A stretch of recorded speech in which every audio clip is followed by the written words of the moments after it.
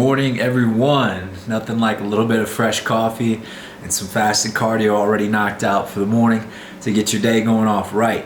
I'm coming to you 12 days from the future. Today is your day number 6, and I promise you by the time you get here, you're gonna be feeling totally different. You're gonna be feeling a lot stronger. You're gonna be looking a lot better, hopefully, and mentally, you're gonna feel a lot clearer as well. So, on that note, let's take a look at what you got. I'm gonna enjoy the rest of this while you get to work.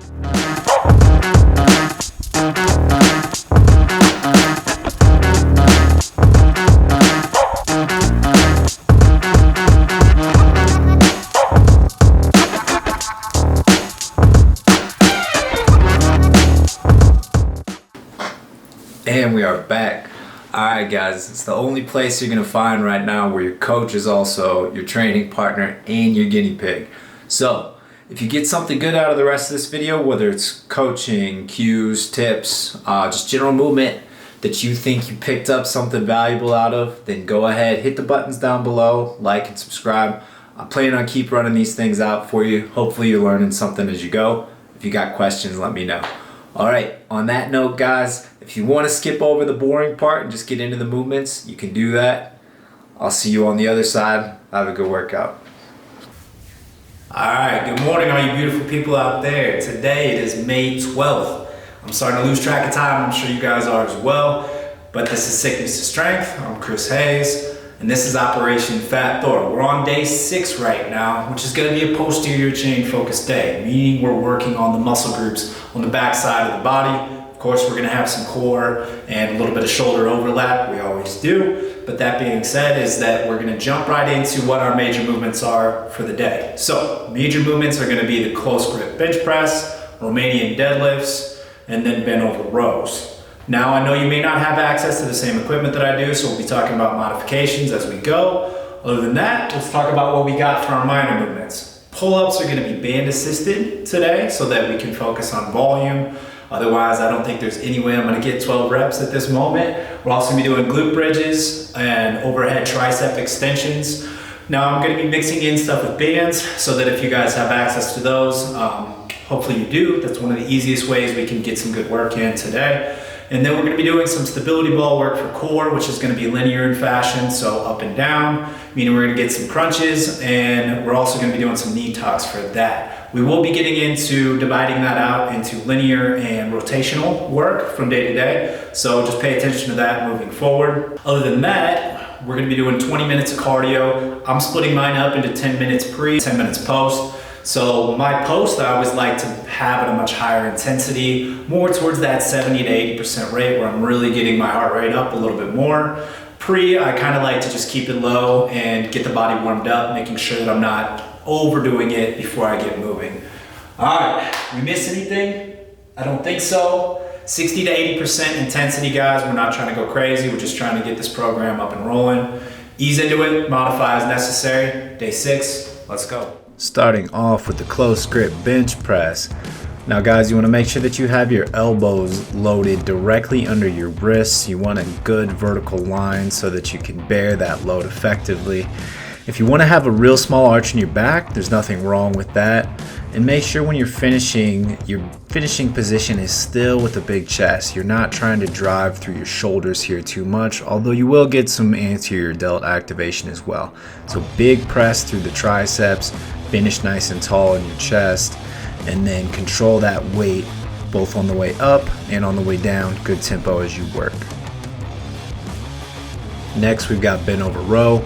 Guys, hand position should set you up just so your elbows are just at 90, if not maybe slightly outside when you're up at that top position.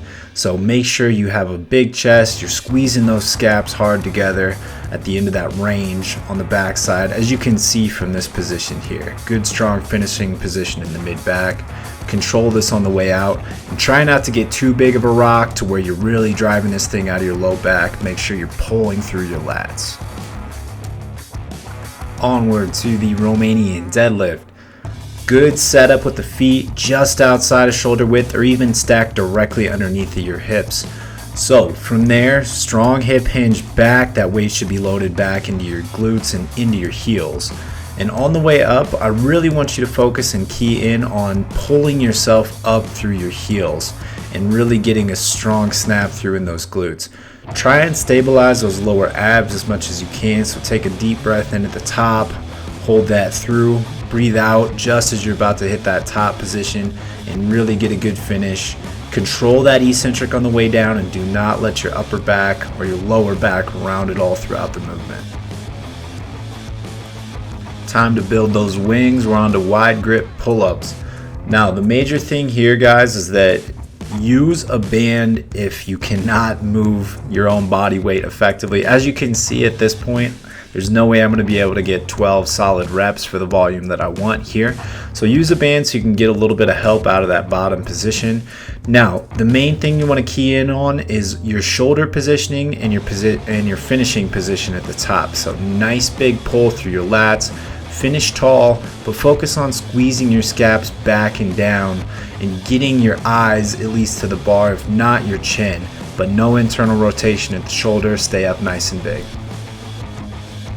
Onward to overhead tricep extension.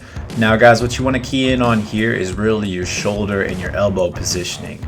Main things you want to avoid are internal or extreme internal rotation at the shoulder and any excess flaring out of the elbows as you go. So try and keep those tucked in tight to your body, and you really want to control the eccentric on the way back, and we don't want that thing flying back in over your head. So nice, strong, stable positioning in the shoulders, good control both ways, strong extension out of those triceps at that end position.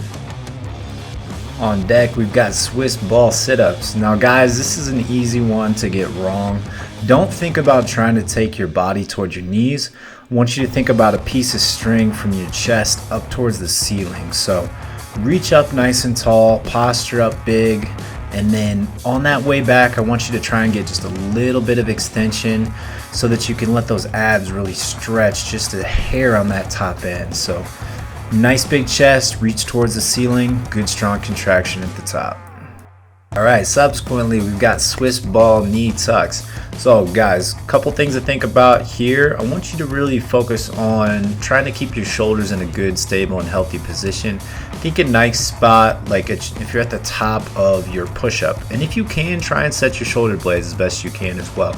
Now with knee tucks, I want you to actually focus on bringing your knees all the way up towards your chest.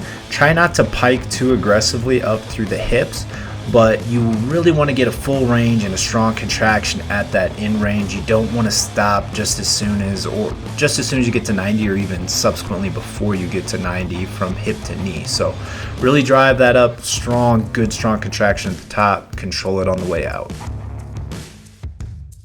Last movement of the day, and by far the best one, because we're trying to build some buns of steel here. So couple things that are really good to focus on here. If you want to toe up just slightly with your feet to help relax your calves and get a better contraction out of your glutes and stay out of your quads a little bit more, I would really advise that. The other thing that I would recommend highly is if you have a pad, make use of it, or wrap a towel around the bar. You're obviously in a very sensitive area of the body here, so protect it as much as possible. This can be a rather uncomfortable position, so be smart. The last thing you really want to key in on, guys, is your abs. So you want to really stay strong and stable through those lower abs and stay contracted and controlled on the way up and the way down. Good strong contraction out of the glutes, good pacing up and down, and that's it for the day. All right, everyone, day 6 of Operation Fat Thor is in the books. Workout went really good. Didn't feel like there were any major compensations on anything across the board. Still working on getting everything moving. The weights did feel a little bit better today, so the nervous system's starting to wake up a little bit. Again, guys, I definitely have a higher base than many of you may already, so don't expect to push yourself too quickly. It's not a race. We're not trying to compete with each other. Tomorrow is going to be a metabolic conditioning day. Again, should be fun. We'll have to see what we get mixed up in. Other than that, I hope you guys are having a great day. Hope you guys are taking care of yourself and your mental well-being. Be proud of yourself if you're 5-6 days into this thing like me, and let's get to a better spot. So other than that, stay up, stay strong. the war goes on.